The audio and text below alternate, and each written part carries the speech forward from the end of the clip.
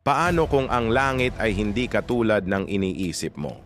Hindi malalambot na ulap, ni hindi rin mga anghel na tumutugtog ng mga alpa, kundi isang masiglang lugar na may patong-patong na mga dimensyon na puno ng mga nilalang sa langit, mga kosmikong portal, at isang kaluwalhatiang higit pa sa lohika ng tao.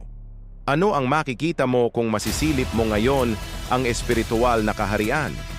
Ang aklat ni Enoch, isang sinauna at mahiwagang teksto, ay nagbubunyag ng mga paghahayag na higit pa sa itinuturo sa mga simbahan ngayon. Hindi pinapansin ng marami, ngunit iginagalang ng mga unang Kristiyano at sinipi pa nga sa Biblia. Ibinubunyag ng aklat na ito ang isang makalangit na katotohanan na maaaring magpabago sa paraan ng iyong pagtingin sa hindi nakikita. Maghanda. Ang video na ito ay hindi isang tradisyonal na aral sa teolohiya. Ito ay isang paglubog sa isang malalim na makalangit na pangitain. Isang paanyaya sa pagmumuni-muni na maaaring magpalawak ng iyong pananampalataya, pumukaw ng iyong kuryosidad, at muling magpaningas ng iyong paggalang sa Diyos na namamahala sa kalangitan. Ngunit bigyang pansin, ang aklat ni Enoch ay hindi bahagi ng opisyal na aklat ng Biblia, bagamat lubos itong pinahahalagahan noong mga unang siglo ng Kristyanismo. Gayunpaman, ang mga paglalarawan nito sa langit ay kapansin-pansin kaya hindi ito maaaring balewalain. Manatili hanggang sa katapusan dahil ang aming ihahayag ay maaaring ganap na magpabago sa iyong pananaw sa kabanalan. Isipin sandali na nakatayong magkatabi kay Enoch, ang lalaking inilalarawan ng banal na kasulatan bilang isa na lumakad kasama ng Diyos hanggang sa siya ay kunin niya. Genesis 5:24. Isipin na naririnig mula sa kanyang sariling mga labi ang salaysay ng nakita ng kanyang mga mata. Mga katotohanang hindi kayang abutin ng tao. Mga makalangit na dimensyon na hindi mahahalata ng ordinaryong pandama. Sa kanyang mga sulatin na iniuugnay sa tinatawag na aklat ni Enoch, ginagabayan niya tayo sa isang pambihirang paglalakbay, isang tunay na paglilibot sa 10 antas ng langit. Ang bawat isa sa mga langit na ito ay hindi lamang isang kalawakan ng hindi mailalarawang kagandahan, kundi isa ring refleksyon ng perpektong kaayusan ng Diyos na nagpapakita ng kanyang awa at ng kanyang katarungan. Sa bawat antas, inaanyayahan tayong masdan ang banal na kaluwalhatian mula sa iba't ibang anggulo. Ang kamahalan ng mga natural na elemento, ang tindi ng paghatol laban sa mga rebelde, ang kadalisayan ng walang hanggang paraiso, at ang kaluwalhatiang nakalaan para sa mga banal. Malinaw ang mensahe. Ang langit ay isang kaharian ng kaayusan, karilagan, at ang ganap na soberanya ng Diyos. Kaya, sa gabay ng patutuo ni Enoch, ginagawa natin ang unang hakbang sa espiritual na pag-akyat na ito, ang unang langit.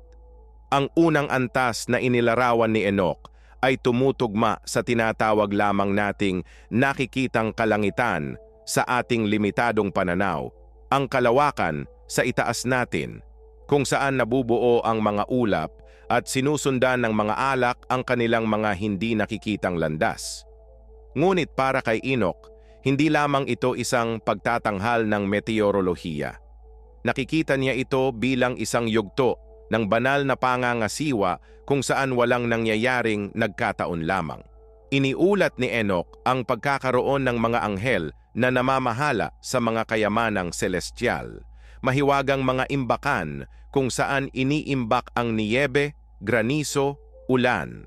Ang bawat elemento ng kalikasan ay nasa ilalim ng pangangalaga ng mga mensaherong ito na kumikilos hindi ayon sa kanilang sariling kagustuhan, kundi sa tapat na pagsunod sa mga utos ng lumikha. Walang bagay na basta-basta. Ang niyebeng bumabagsak ng marahan sa lupa, ang patak ng ulan na nagdidilig sa mga bukid, ang bagyong nabubuo sa abot tanaw, o ang graniso na bumabagsak ng may lakas, lahat ay sumusunod sa perpektong disenyo ng Diyos. Ipinapakita ng larawang ito na sa likod ng tinatawag nating natural na penomeno, mayroong isang di nakikitang kamay na gumagabay sa mga proseso ng paglikha. Kinukumpirma ng Biblia ang pangitaing ito. Sa Job 38:22 hanggang 23, tinatanong ng Diyos ang tao, "Nakapasok ka na ba sa mga imbakan ng niyebe o nakita mo na ba ang mga imbakan ng graniso na aking inilalaan para sa mga panahon ng kaguluhan, para sa mga araw ng digmaan at labanan? Ang tila hindi mahuhulaan sa atin ay pinlano niya. Ang mga panahon, ang mga ani, ang mga ulan sa tamang panahon o ang tagtuyot na nagtuturo ng pag-asa ay pawang naaangkop sa kanyang kaayusan." Kaya, ipinapakita ng unang langit na ang banal na soberanya ay umaabot kahit sa pinakamaliit na detalye ng buhay. Walang nakakatakas sa pamamahala ng kataas-taasan ang pangalawang langit. Ngunit habang siya ay sumusulong, si Enoch ay dinala sa isang kapansin-pansing pagkakaiba. Ang pangalawang langit ay hindi maliwanag, kundi isang kaharian ng kadiliman at pagkabilanggo. Doon niya nakita ang mga bumagsak na anghel, yaong mga noong sinaunang panahon ay tumalikod sa kanilang lugar at naging tiwali, nakilala bilang mga tagapagbantay. Ang mga anghel na ito, na dating maluwalhati, ay nagtaksil sa kanilang tawag. Sa halip na pangalagaan ang banal na kaayusan, dinungisan nila ang sangkatauhan ng mga ipinagbabawal na kaalaman at mga gawain na humantong sa kasalanan. Dahil sa paghihimagsik na ito, sila ay itinapon sa mga bilangguan ng kadiliman, naghihintay sa huling paghuhukom. Inilalarawan ni Enoch ang mabibigat na kadena, mga gapos na hindi maaaring masira, at isang mapang-aping katahimikan na parang ang hangin mismo ang nagdala ng bigat ng paghatol. Ang bilangguang ito ay isang kakilakilabot na paalala na walang sinuman, gaano man kataas, ang nakatayo sa ibabaw ng batas ng Diyos. Ang ikalawang langit ay umalingaw-ngaw sa babala ng ikalawang Pedro 2:4. Sapagkat kung hindi pinatawad ng Diyos ang mga anghel nang sila'y nagkasala, kundi itinapon sila sa impyerno at ipinagkatiwala sila sa mga tanikala ng madilim na kadiliman upang itago hanggang sa paghuhukom. Dito, hindi maiiwasan ang banal na hustisya. Ang paghihimagsik ay hindi lamang nagdudulot ng pagkalugi. Ito ay nagre-resulta sa ganap na pagkakahiwalay mula sa presensya ng Diyos. Isang paghatol kapwa pisikal at espiritual. Ang antas ng langit na ito ay nagpapaalala sa atin na ang kasalanan ay maaaring lumitaw na nagtatagumpay sa loob ng isang panahon, ngunit ang paghuhukom ng Diyos ay tiyak. Ang ikatlong langit.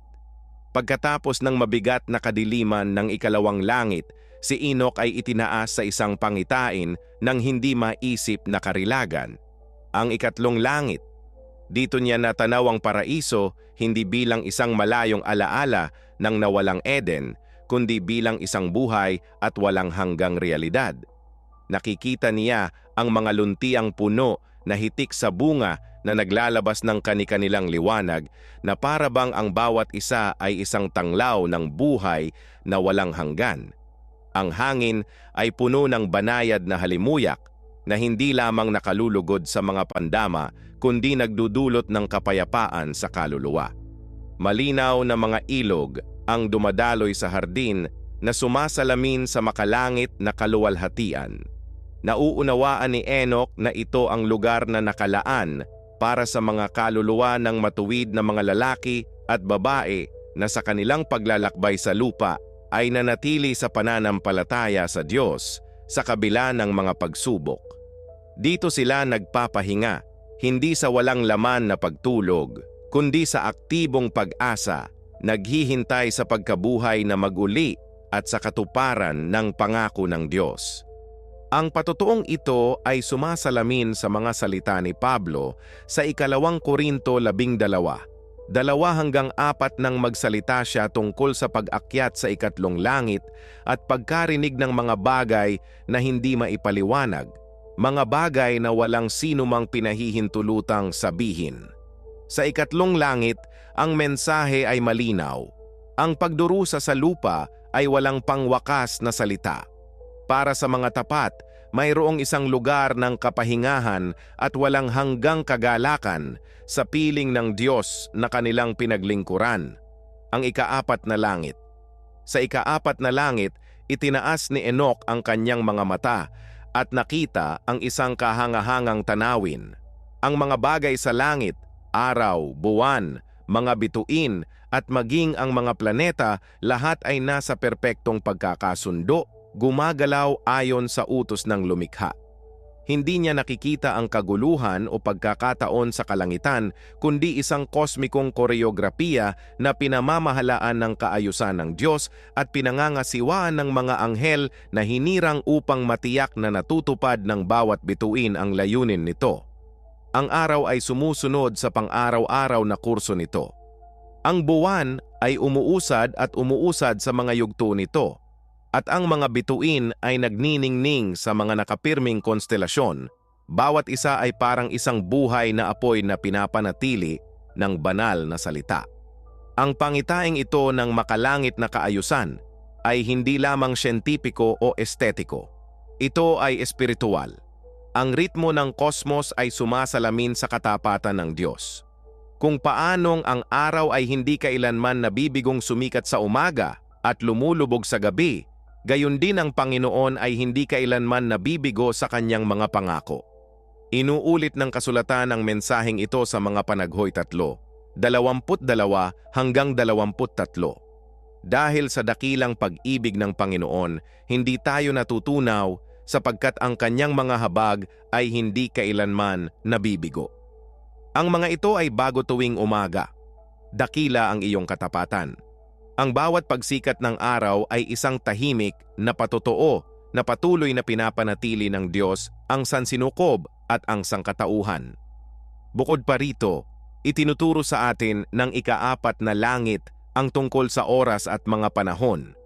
Kung paanong pinapamahalaan ng buwan ang mga siklo at ang mga panahon ay nagbubukas sa kanilang itinakdang pagkakasunod-sunod, gayon din ang buhay ng tao ay sumusunod sa mga ritmo sa ilalim ng pagbabantay ng Diyos. Ang tila pagkaantala ng isang nasagot na panalangin o ang matagal na paghihintay para sa isang pangako ay hindi pagtalikod kundi ang pagbubunyag ng perpektong talaorasan ng Panginoon. Ang antas ng langit na ito ay nagpapatibay sa isang makapangyarihang katotohanan. Ang Diyos ay isang Diyos ng kaayusan at walang nangyayari sa labas ng panahong kanyang itinakda. Ang ikalimang langit. Habang nagpapatuloy siya, si Enoch ay pumasok sa isang hindi inaasahang tagpo ng malalim na emosyonal na apekto. Sa ikalimang langit, hindi niya natagpuan ang mga pagdiriwang ng papuri o nagniningning na kagalakan, kundi isang kapaligirang minarkahan ng katahimikan at matinding kalungkutan. Doon niya nakita ang mga anghel na, bagamat kabilang pa rin sa makalangit na kaharian, ay tila nalulumbay na parang pinapasan ang bigat ng pagkabigo sa kanilang sarili. Hindi sila naghihimagsik tulad ng mga nahulog na anghel ng ikalawang langit, kundi sa isang estado ng pagdadalamhati at pagsisisi. Ang mga nilalang na ito, na dating makapangyarihang mandirigma, ay pinagkatiwalaan ng mga partikular na misyon. Gayunpaman, sa ilang kadahilanan dahil man sa pagkakamali, kapabayaan o kawalan ng kakayahang ganap na isagawa ang kanilang mga utos, nabigo silang maisakatuparan ang ibinigay sa kanila. Ang resulta ay isang magalang na katahimikan at isang kalungkutan na tumatagos sa buong lugar. Ang pangitaing ito ay lubhang makabuluhan. Ipinapakita nito na ang langit ay hindi lamang isang lugar ng walang hanggang kagalakan, kundi isang kaharian din kung saan ang responsibilidad sa harap ng Diyos ay tinatanggap ng may lubos na kaseryosohan. Walang tungkulin maging para sa mga anghel o para sa mga tao, ang napakaliit para tratuhin ng walang ingat. Ang ikalimang langit ay umalingaw-ngaw sa babala na matatagpuan sa Lucas 12:48. Mula sa bawat taong binigyan ng marami, marami ang hihingin. Ang mga anghel na umiiyak doon ay tumatayong patotoo na ang pagtawag ng Diyos ay nangangailangan hindi lamang ng pagsunod, kundi ng hindi natitinag na katapatan. Sa kabilang banda, mayroon ding mensahe ng pag-asa. Sa kabila ng kanilang kalungkutan, ang mga anghel na ito ay nananatili sa langit, hindi sa mga bilangguan ng kadiliman tulad ng mga nagrebelde. Ipinahihiwatig nito na kahit sa pagkabigo, ang biyaya ng Diyos ay hindi nawawala. Tulad ng pag-aalok niya ng kapatawaran at pagpapanumbalik sa sangkatauhan, mayroon ding pagtubos para sa kanyang mga makalangit na lingkod. Kaya ang ikalimang langit ay nagtuturo sa atin ng dalawang makapangyarihang aral. Ang pagtawag ng Diyos ay seryoso at dapat natin itong yakapin ng may takot at responsibilidad. Ang pagkabigo ay hindi pangwakas kapag mayroong pagsisisi. Kay Kristo, laging may pagkakataong magsimulang muli. Inaanyayahan tayo ng pangitaing ito na magnilay-nilay. Tinutupad ba natin ng may katapatan ang mga misyong ipinagkatiwala sa atin ng Diyos? Ang ika-6 na langit. Pagdating sa ika-6 na langit, si Enoch ay naharap sa isang pangitain ng karilagan at autoridad, ang konseho ng mga anghel. Ito ang lugar kung saan ang makalangit na kaayusan ay pinapakita ng pinakamalinaw, sapagkat dito nagtitipon ng mga anghel upang mag-isip at isagawa ang mga utos ng kataas-taasan. Ang tanawin ay maringal. Ang mga hanay ng mga anghel na nararamtan ng di mailarawang liwanag ay pumwesto sa kanilang mga pwesto. Ang kanilang mga mukha ay nagniningning na parang dalisay na apoy. Gayunpaman, walang pagmamataas o kawalang kabuluhan sa kanilang anyo. Ang bawat isa ay nagpapakita lamang ng kabanalan ng Diyos, tulad ng mga salamin na nagniningning sa kanyang kaluwalhatian. Ang kapaligiran ay masigla, minarkahan ng paggalang at malalim na pagtuon. Nakikita ni Enoch na kahit na mayroon silang napakalaking kapangyarihan, lahat sila ay nagpapasakop ng may ganap na pagsunod sa Panginoon. Walang pagkakahati, walang pakikibaka para sa kapangyarihan, kundi pagkakaisa lamang sa paligid ng banal na kalooban. Ang bawat anghel ay gumaganap ng isang partikular na papel. Ang ilan ay mga sugo, ang iba ay mga tagapag-alaga, ang iba naman ay mga espiritual na mandirigma. Sama-sama silang bumubuo ng isang organisadong hierarkiya kung saan ang bawat utos na inilabas ng Diyos ay isinasagawa ng walang pagkaantala.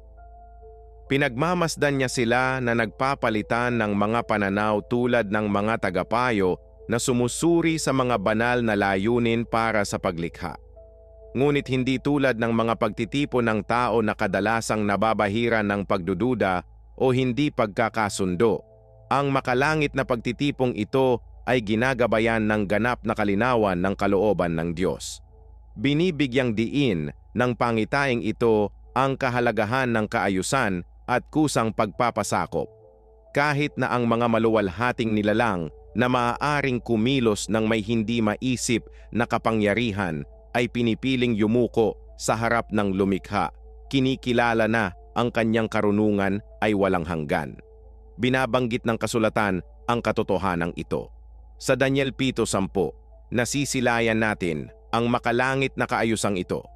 Isang ilog ng apoy ang umaagos na nagmumula sa harap niya. Libo-libo ang nag-aasikaso sa kanya. 10,000 beses 10,000 ang nakatayo sa harap niya. Kaya naman, ipinapakita ng ika-6 na langit ang kadakilaan ng korte ng Diyos kung saan ang kanyang kalooban ay tinatanggap at isinasagawa ng may lubos na katapatan. Itinuturo sa atin ng eksenang ito na kung kahit ang mga anghel ay nagpapasakop ng may paggalang, gaano pa kaya tayo bilang mga tao ang dapat maghangad na sumunod sa Panginoon sa bawat detalye ng ating buhay. Ang ika-7 langit. Mula sa konseho ng mga anghel, si Enoch ay dinala sa mas mataas na antas. Ang ika-7 langit, ang mismong puso ng banal na kamahalan. Dito, ang pangitain ay higit pa sa anumang sukat ng kaluwalhatian ng tao. nakita niya ang trono ng Diyos. Hindi lamang ito isang luklukan ng autoridad, kundi ang sentro ng espiritual na sansinukob. Ang pinagmumulan kung saan dumadaloy ang lahat ng buhay, kapangyarihan at kaayusan. Mula sa trono ay nagliliwanag ang isang napakalakas na liwanag na tila nilalamon ang lahat ng kadiliman.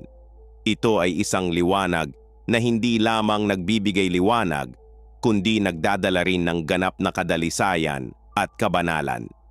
Sa paligid ng trono, milyong mga anghel ang sumasamba ng walang humpay. Ang kanilang mga awit ay hindi ordinaryong mga salita, kundi mga daluyan ng papuri na umaalingaw-ngaw na parang mahinang kulog. Pinupuno ang lahat ng espasyo ng walang hanggang pagsamba. Ang silid ng trono ay hindi nakakulong sa isang pisikal na lugar. Ito ay isang kataas-taasang katotohanan, ang sukdulang pagpapakita ng soberanya ng Diyos sa lahat ng nilikha. Bago ang eksenang ito, si Enoch ay napuno ng paggalang at banal na takot. Napagtanto niya na ang buong langit ay nagtatagpo sa iisang layunin, ang kaluwalhatian ng Diyos. Walang anumang umiiral para sa sarili nito. Ang lahat ay nilikha upang sumalamin, magbigay pugay at sumamba sa lumikha. Ang Biblia ay nagbibigay din sa atin ng katulad na mga sulyap. Sa Isaias 6, nakita ng propeta ang Panginoon na nakaupo sa isang mataas at mataas na trono, kasama si Seraphim na sumisigaw ng banal, banal, banal ang Panginoon ng mga hukbo. Ang buong lupa ay napupuno ng kaniyang kaluwalhatian. At sa Apokalipsis 4, inilalarawan ni Juan ang trono na napapalibutan ng mga nilalang na may buhay at matatanda na naghahagis ng kanilang mga korona sa pagsamba. Ipinapaalala sa atin ng ikapitong langit na sa huli, ang lahat ay bumababa rito, ang pagsamba sa walang hanggang Diyos. Hindi ito tungkol sa mga gantimpala, mansyon o korona, kundi tungkol sa pagtayo sa harap ng karapat-dapat sa lahat ng karangalan at kaluwalhatian. Dito, nauunawaan ni Enoch na ang pagsamba ay hindi isang pangyayari, kundi isang walang hanggang katotohanan. Ang buhay sa langit ay umiikot sa trono at ang lahat ng nilikha ay nakasusumpong ng kapuspusan nito sa pagsuko sa kamahalan ng Diyos. Ang ikawalong langit. Habang papasok siya sa ikawalong langit, nakita ni Enoch ang isang kaharian na nagpapakita ng di maarok na katangian ng kataas-taasan. Hindi lamang ito isang celestial na espasyo, kundi isang refleksyon ng kung ano ang hindi kailanman lubos na mauunawaan ng mga tao. Ang kapuspusan ng banal na isip. Dito, ang bawat detalye ng paglikha.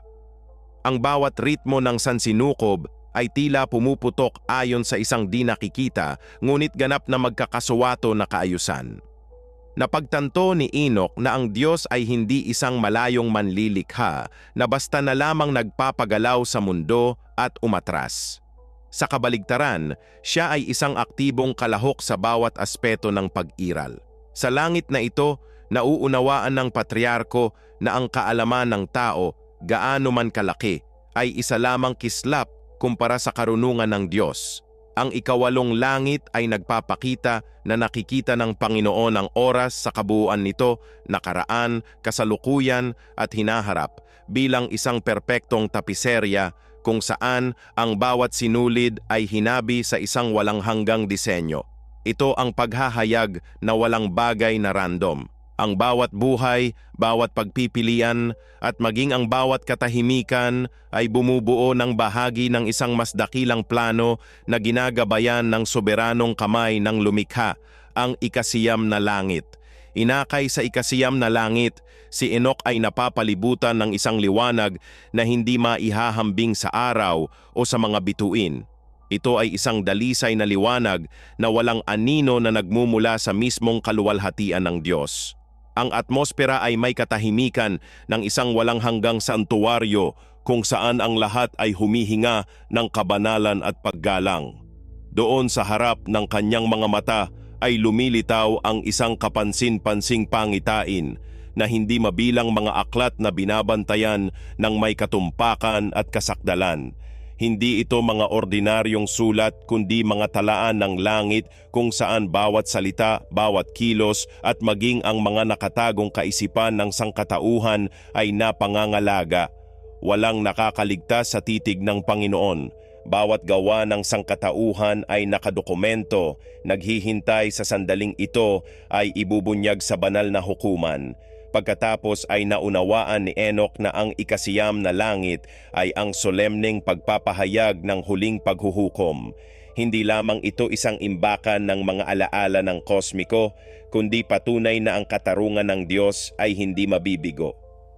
Dito ang pinaka-nakatagong mga lihim ay ipapakita sa liwanag at walang detalye ang mapapansin sa harap ng matalas na titig ng lumikha, ang ikasampung langit. Sa wakas, si Enoch ay itinaas sa ikasampung langit, ang kasukdulan ng kanyang paglalakbay. Dito ang buong sansinukob ay tila tumahimik na parang ang bawat nilalang ay naghihintay ng may takot at paggalang. Ang kapaligiran ay puno ng isang di nakikitang bigat na yumuyuko sa bawat tuhod at nagpapatahimik sa bawat dila. Sa gitna ng kaharian na ito ay tumataas ang kataas-taasang trono ng Diyos. Maringal, hindi mailalarawan at nababalot ng kaluwalhatian. Ito ang lugar kung saan nagmumula ang lahat ng pangwakas na desisyon para sa paglikha. Nakatitig si Enoch ng may pagkamangha.